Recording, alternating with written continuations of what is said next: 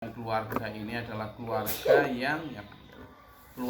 yang benar-benar satu arah, satu frame, satu tim. Suami, istri, anak.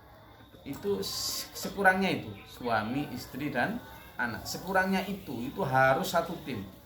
Harus satu perahu, harus satu arah. Jangan bebaskan biar dia punya pilihan, jangan. Kenapa? Karena di akhirat nanti wamtazul yauma ayyuhal mujrimun. Diumumkan itu sama semua, hai orang pendosa, berpisahlah kamu sama orang mukmin. Artinya kalau di dalam keluarga sampean ada pendosa dan ada orang mukmin, nanti berpisah.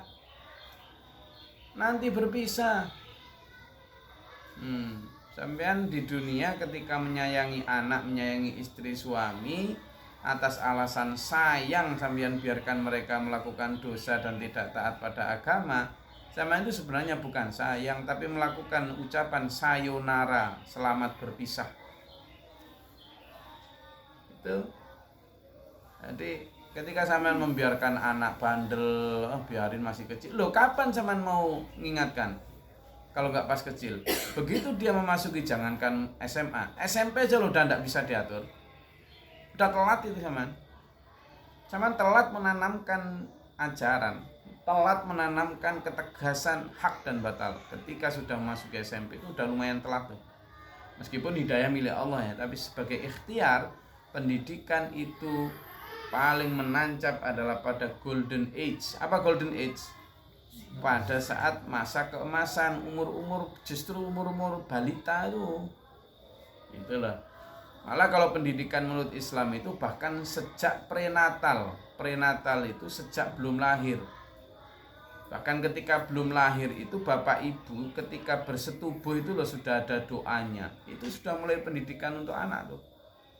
Memastikan generasi kita bebas dari pengaruh setan.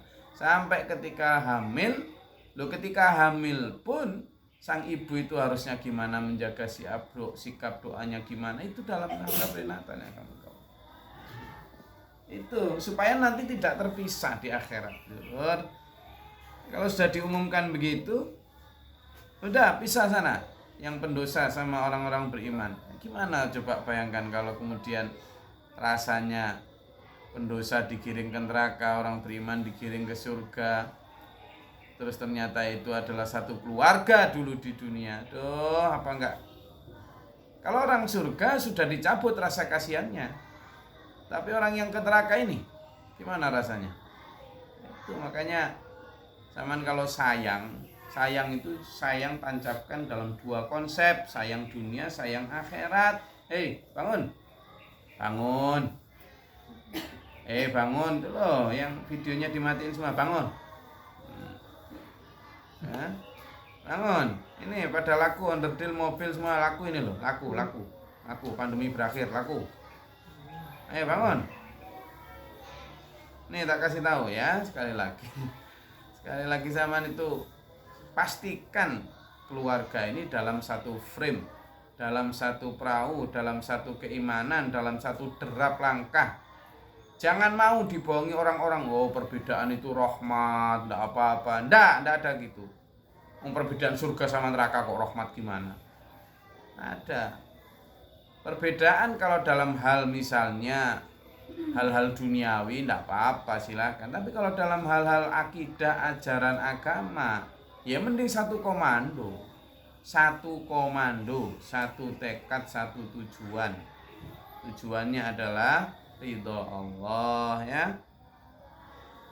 Alam ahadilaikum ya bani Adam alla ta'budu syaitan innahu lakum aduwwum mubin. Ada yang kepada para pendosa ayyul mujrimun, wes kamu ke neraka sana. Bayangkan kalau sudah kemudian diwelehke itu apa bahasa Indonesianya? Nggak ada. Diingatkan itu bukan diwelehke itu ya boleh. Itu bukankah sudah aku peringatkan kepadamu wahai anak Adam dulu ketika di dunia, jangan ikuti langkah-langkah setan. Setan itu musuhmu yang nyata, malah kamu anggap gak nyata, kamu anggap dongeng, kamu anggap cerita horor. Padahal setan itu innahu, pakai inna sungguhnya. Nah, Allah pakai kalimat inna. Inna itu dalam ilmu nahwu disebut ismu takkid. Apa ismu takkid? Isim yang menunjukkan pentakkitan. Sungguh. Loh, Allah yang berfirman sungguh. Malah kita nggak sungguh-sungguh. Makanya di SPMA bahkan saking sungguh-sungguhnya memasadai setan dimasukkan dalam proyek besar yang kedua, melatih diri mengetahui musuh gaib setan. Jangan dipikir itu kacang-kacang, kaleng-kaleng itu. Itu maknanya dalam sekali, berhubungan dengan selamat atau tidak selamatnya kita nanti. Nah, kita pengen selamat, karena itu waspadai setan. Sudah aku peringatkan sejak dulu. Kenapa kalimatnya pakai lakum aduwwum mubin, musuh yang nyata? Kenapa enggak pakai musuh yang terkutuk misalnya, aduwwur rajim misalnya? Kenapa? Kenapa Allah pakai mubin, nyata? Karena manusia menganggap setan enggak nyata, maka perlu ditegaskan setan itu nyata, bro, coy. Nyata dari sisi keimanan, meskipun enggak kelihatan mata, ya. Saking enggak rasanya manusia bahwa itu nyata, akhirnya manusia menganggap apa saja yang di dalam hatinya dianggap dirinya sendiri, padahal tadi sebagian besar dari setan. Sekali lagi ya dulur ya, ini dan ingatkan juga kepada anak, istri, suami kita, ingatkan yang terpenting dalam hidup ini adalah ridho Allah, dan ridho Allah yang terpenting adalah ridho nanti di akhirat. Ketika Allah tersenyum kepada kita karena mentaati ajarannya, ya. Wa ni'buduni hadza siratum mustaqim, dan ikutilah aku, kata Allah. Sembahlah aku, taatilah ajaranku. Hadza siratum mustaqim, inilah jalan yang lurus. Wahai anakku, wahai istriku, ayo ikut jalan ini. Wahai istriku, wahai anakku, suamiku, ikutlah jalan ini. Ini loh jalan yang lurus. Loh, kenapa sih kok pakai jalan yang lurus? Karena ada jalan yang bengkok. Jadi setan itu, sebagian besar hidupnya setan itu untuk menciptakan jalan-jalan palsu di samping jalan Shiratul Mustaqim. Saya ulangi. Sebagian besar hidupnya setan itu untuk menciptakan ribuan jalan-jalan palsu di samping jalan Shiratul Mustaqim yang mirip persis, sehingga orang tertipu. Padahal nanti ujungnya beda. Kayak sama arahnya, tapi nanti ujungnya beda. Diselewengkan di mana, di tikungan mana, tidak tahu sudah. Nah, maka kita pastikan, itulah kenapa di dalam sholat kita sampai 17 kali sehari meminta ihdinas siratal mustaqim. Ya Allah, tunjukilah aku jalan yang lurus. Kenapa ini kok berkali-kali? Karena meskipun sampean sudah Islam, seolah-olah sudah syahadat, itu bisa berpindah jalan kalau tidak kerasa. Itu loh, karena setan itu cara memindahkan jalan sampean itu halus banget. Halus banget. Sholat lah siratal mustaqim lah sholat itu. Tiba-tiba nanti di ujung sana diajak syirik dengan pergi ke dukun. Nggak kerasa dia. Gitu loh. Puasa itulah siratal mustaqim lah. Tiba-tiba di ujung sana diajak riya, menghina sesama. Ya sudah, sesat lagi. Jadi itu kemudian makanya walaqad adalla minkum jibilan katsira, dan sungguh setan telah menyesatkan berbagai kelompok. Banyak sekali kelompok-kelompok yang disesatkan. Loh, ternyata usaha setan membuat jalan-jalan palsu tadi berhasil, sehingga banyak kelompok-kelompok manusia yang disesatkan setan. Tapi dia tidak rasa kalau disesatkan, caranya halus banget. Afalam takunu taqilun, tidakkah kalian mengambil pelajaran berpikir? Itu dulu ya. Jadi penjelasan ayat 60, 59, 60, 61, 62 begitu. Di ujungnya adalah bagaimana kita memastikan diri keluarga kita terhindar dari api neraka, memastikan diri keluarga kita berada dalam satu tujuan dan goal yang sama, perahu yang sama. supaya tidak kena ini setan. Wah, halus. Aduh, apalagi sekarang ini halus sekali. Setan itu enggak kemudian serta-merta sampean diajak menyembah berhala, ndak gitu setan sekarang sudah. Canggih setan itu. Mulai dari menguasai semua ilmu setan itu alim sekali loh ya. Tidak hanya ilmu psikologi, sosiologi, antropologi, nggak hanya itu, mulai dari ontologi, aksiologi, nggak hanya itu, tapi dia juga mempelajari dan menguasai ilmu batik, bayan, mantek, balaghah, ma'ani, hafal tafsir, jadi jangan salah, ya. Kadang ada orang, kamu ngaji kok ngaji langsung Quran diterjemahkan lagi. Nggak boleh kayak gitu. Quran itu harus melalui penafsiran ilmu yang bermacam-macam, kitab yang aneh-aneh itu. Kata siapa? Kata siapa? Lawang yang sudah mengikuti dan membaca kitab alim bermacam-macam kitab, di antara mereka yang berbeda pendapat, hasilnya podo wae. Tidak menjamin satu pendapat yang sama, ya berarti kan tidak ada ukuran kebenaran. Kalau gitu kan ukuran kebenaran hanya milik Allah. Sudah begitu ngelarang-larang orang baca Quran lagi, kan? Jadi kan gitu kadang. Jangan langsung menafsirkan Quran dari Quran. Kita tuh perlu ilmu-ilmu. Lolo yang sudah menguasai ilmu-ilmu, sama-sama lulusan Mesir, sama-sama lulusan Kairo, sama-sama lulusan Yaman, yo gelar yo LC, yo MA semua. Di antara mereka yo berbeda pendapat untuk menafsiri hal yang sama. Loh ya kalau gitu nggak ada jaminan. Meskipun ukuran ini kan gitu jadinya. Nah ngapain kemudian sulit-sulit sampai ke sana? Jadi makanya jangan larang orang yang sederhana ini, yang awam ini untuk berguru kepada Quran. Ya, sampean yang pengen dengan memakai metode yang lain ya monggo silahkan.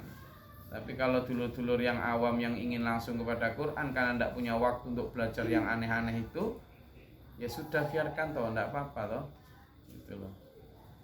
Tapi nanti bisa jadi salah itu tafsirnya. Iya, sampean yang sudah belajar ilmu kitab yang macam-macam itu apa ada jaminan pasti benar? Kan tidak juga. Bahkan yang sama seperti saya ini juga berbeda pendapat juga. Bahkan berantem saling mengkafirkan juga. Ya sudah, daripada kayak gitu ya wes bismillah, kami tak langsung menuju Quran. Wah nanti itu salah, salah enggak apa-apa wes. Enggak apa-apa wes. Enggak apa-apa wes. Wes enggak apa-apa. Itu orang-orang kolot, orang bodoh wes kolot enggak apa-apa wes, bodoh enggak apa-apa wes. Enggak apa-apa. Oh dasar kelompok dungu wes enggak apa-apa, dungu ya wes. Itu aja sudah. Yang penting sekarang keluarga kita, ya, istri kita, suami anak istri kita ini berada dalam yang ditawarkan Allah ini. Wa ini abuduni hadza siratum mustaqim. Masuk pada ini aja ya. Supaya apa? Tujuan hidup kita ini simple dulu. Simple. Ya. Simple apa itu? Khairun nas anfa'uhum linnas. Sebaik-baik manusia itu adalah yang bermanfaat untuk manusia lain. Maka tujuan hidup zaman di sini adalah mentaati aturan Allah untuk membahagiakan orang lain. Dah. Bahkan kadang untuk itu kita menderita, tidak masalah. Kenapa? Karena orang yang di akhirat itu yang diselamati Allah adalah yang mau melakukan ajaran Allah, bahkan menderita untuk kebahagiaan orang lain. Saya rasa itu dulu. Ada yang mau dielaborasi, mau diejawantah lebih luas, silakan.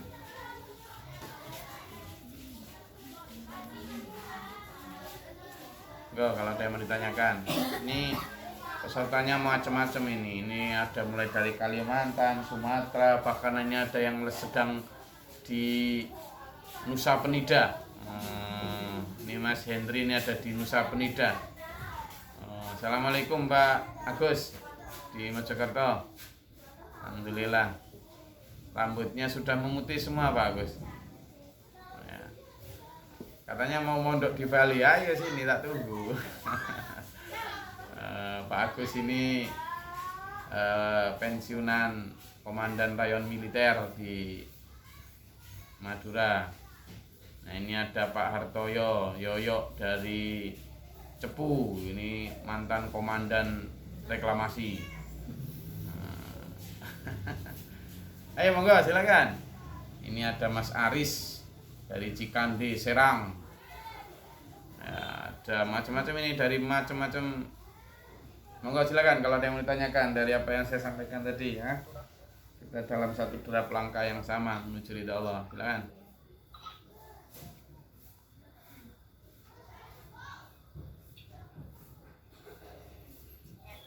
Silakan. Siapa ini? Waalaikumsalam.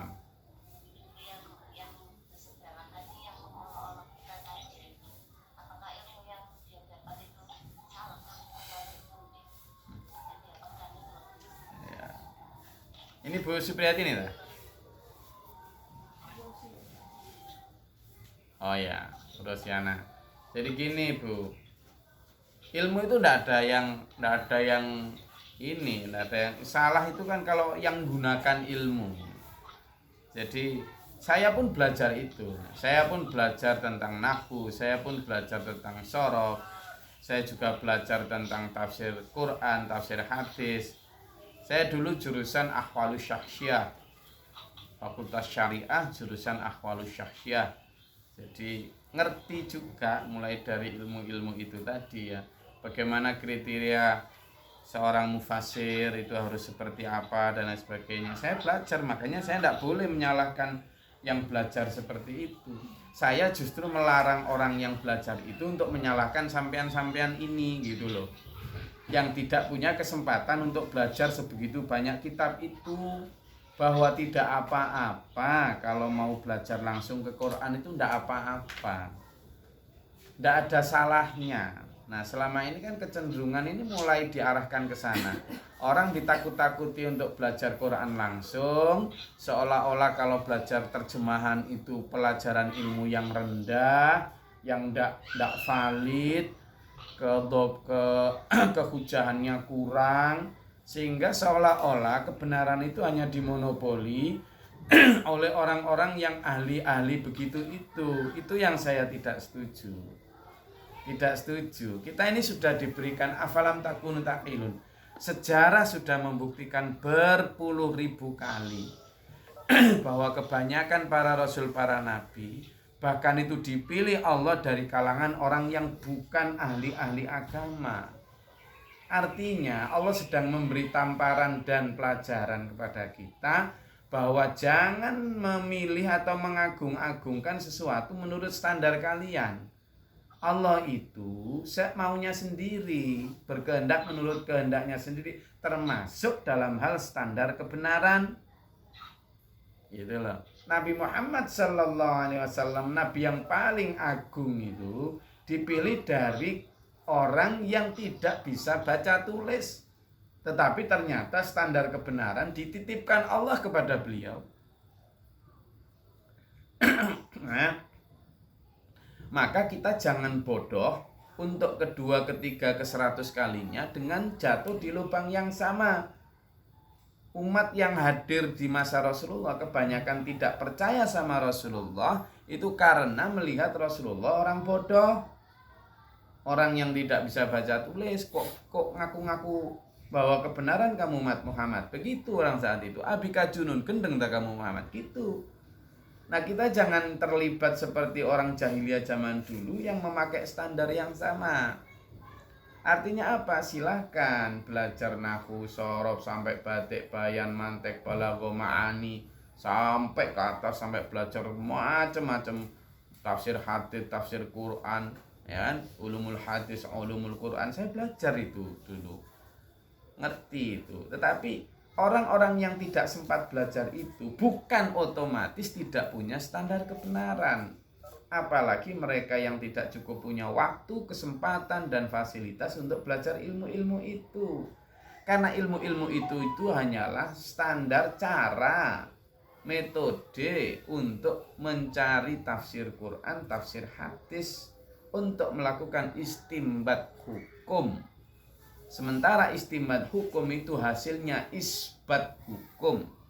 Sementara isbat hukum pun bahkan seandainya ditelurkan oleh para mufasir yang sudah memenuhi standar, belum tentu sama hasilnya. Loh, kalau kayak gitu kan berarti orang yang melakukan standar pencarian kebenaran langsung kepada Quran, dan kalaupun nanti berbeda kan juga belum tentu salah. Maka itu saya tadi bilang ilmu itu bagus saja, monggo, tidak salah, tetapi sampean yang mempelajari dan menguasai ilmu itu jangan melarang-larang orang untuk belajar langsung ke Quran, karena juga sama tidak ada salahnya. Nanti bahaya apanya? Sampean yang mempelajari itu juga bahaya gitu. Kan gitu. Jadi itu makanya kita tidak usah menyalahkan mereka, tapi kita juga berhak untuk mengatakan jangan menyalahkan kami. Itu maksudnya. Oke? Jadi sampean tak bela. Oke, untuk bismillah enggak apa-apa belajar terjemahan langsung. Toh terjemahan yang ada di dalam Quran dan hadis ini juga telah diterjemahkan oleh orang yang juga ahli nahwu, shorof, batik, bayan, mantik, balaghah dan seterusnya tadi. Artinya ini sudah terjemah yang benar. Tapi tafsirnya belum tentu begitu. Ya, yang tahu begitu juga belum tentu kamu toh. Tuh. Gitu ya. Monggo, tanya-tanya lagi silakan. Salam Mas ya. Nggih.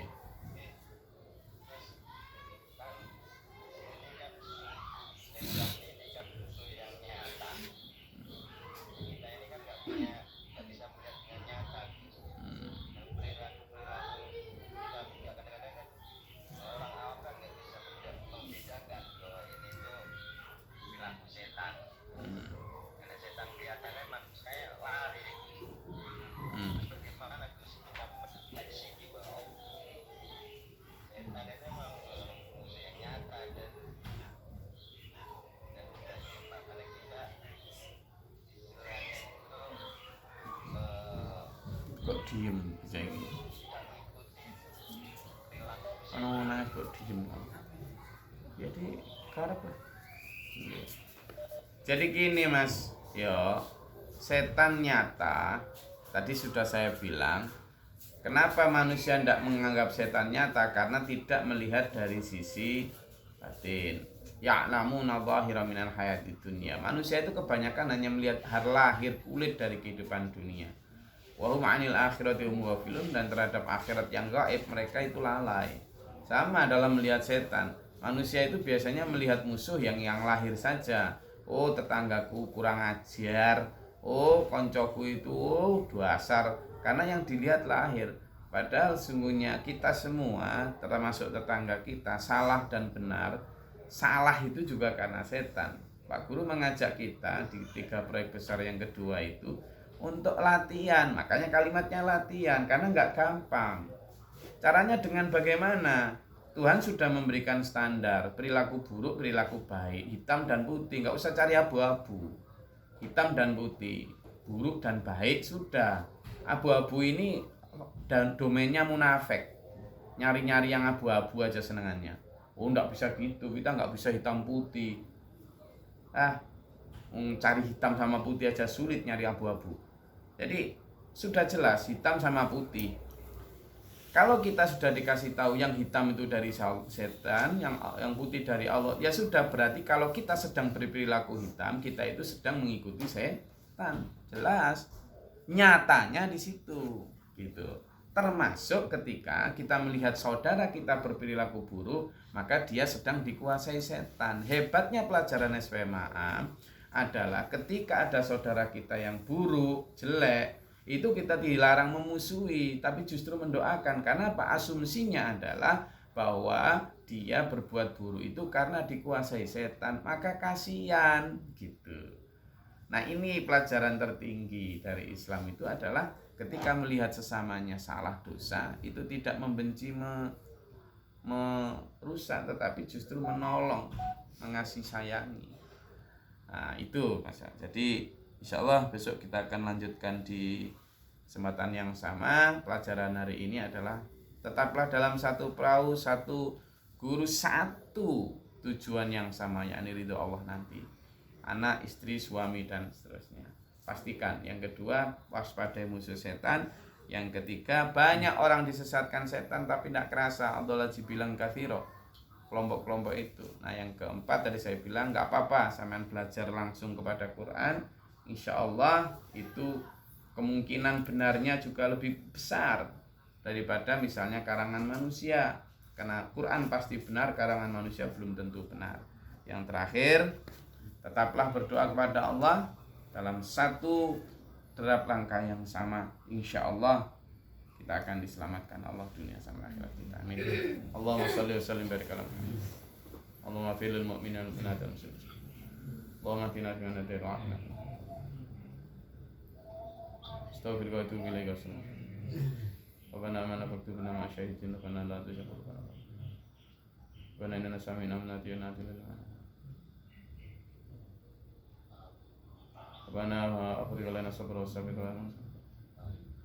Rabbana taqabbal du'a subhana rabbika rabbil izzati amma yasifun wa atina qina hasanah. Subhana rabbika rabbil izzati amma yasifun wa salamun alal mursalin. Assalamualaikum warahmatullahi wabarakatuh. Allahumma